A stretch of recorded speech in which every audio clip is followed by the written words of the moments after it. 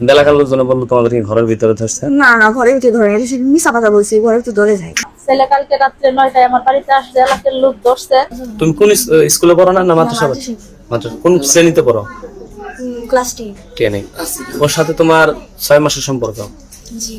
তুমি একটু আগে বললে 1 বছর সম্পর্ক। 6 মাস না, 1 বছর তো হইছে। কিসের সম্পর্ক? আচ্ছা ওরকম বলবি 1 মাস কি 1 বছর? আচ্ছা, তোমার ওকে লোকজনে কি দৌড়ায় ধরছে নাকি তোমার বাড়িতে আসছিল? আপে গোলাপানে ধরছে? রুমের ভিতরে ধরছে না হলায় ধরছে? রুমে না, বাইরে ছিল আমি।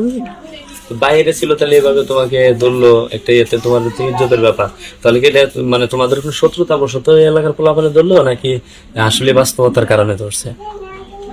সেটা তো বুঝি সত্যি লাগবে ধরছে নাকি তো।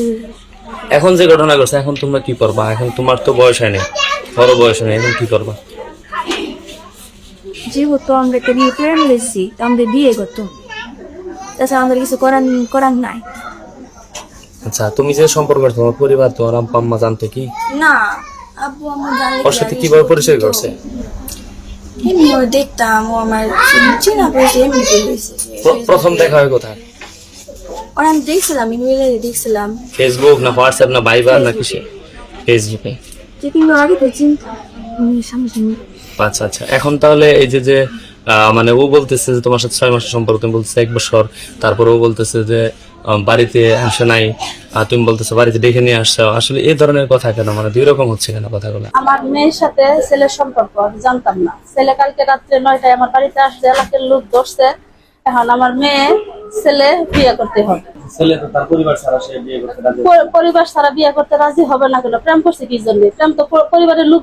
যদি এখন সে বিয়ে না করে আইনগত কোনো ব্যবস্থা যাবেন?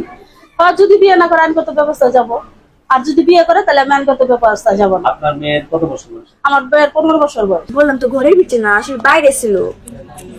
এলাকার লোকজন বললো তোমাদেরকে ঘরের ভিতরে ধরছে। না না, ঘরের ভিতরে ধরে গেছে, মিশা কথা বলছি, ঘরের ভিতরে ধরে যায়। তো তোমার আম্মা বাড়িতে নাকি এই সময় কেন? ছেলেটা বাড়িতে আছে, তখন তো তোমার মা ছিল না বাড়িতে, ছিল কি?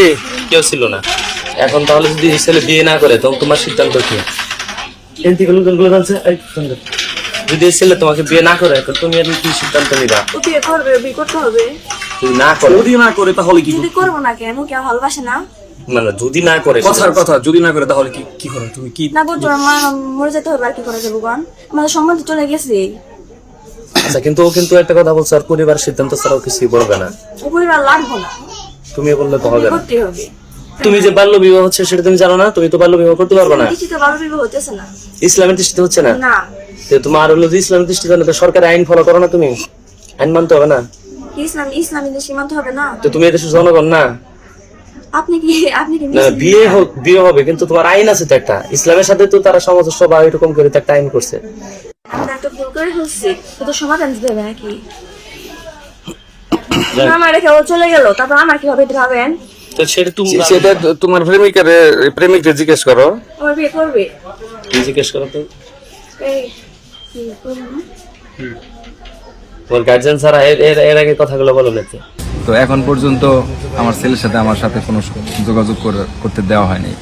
তা আমি চাচ্ছি যে প্রশাসনের ব্যবস্থা যদি আমার নিতে হয়, আমি প্রশাসনের ব্যবস্থা নিব। এমনকি আমার প্রশাসনের কাছে, মিডিয়ার কাছে আমার দাবি, আমার ছেলের উপযুক্ত বিচার যেন আমি পাই, এমন আমার ছেলেকে যেন আমি তাড়াতাড়ি আমার বাড়িতে ঘরে ফিরে পাই। 4-5 জন লোক ওই বাড়ির ভিতর থেকে বেরিয়ে এসে বলতেছে যে ওই যে টুপিওয়ালা লোকটারে ধরো, ওই লোকটারে ধরলে সমস্ত কিছু করবে, এমনকি কান টানলে মাথা আসবে, এমন করে ওখানে ভিতর থেকে কিছু লোক আইসা আমারে হাতের মধ্যে ধরে বলছে আপনি যেতে পারবেন না। হ্যাঁ, খুব টানা হেঁচড়া করছে। আমি খুবই লাঞ্ছিত অপমানিত হয়েছি। এইভাবে আমাকে লাঞ্ছিত অপমানিত করা হয়েছে, এমনকি আমার ছেলেকে এখন পর্যন্ত এখানে রাখা হয়েছে। জি, জি।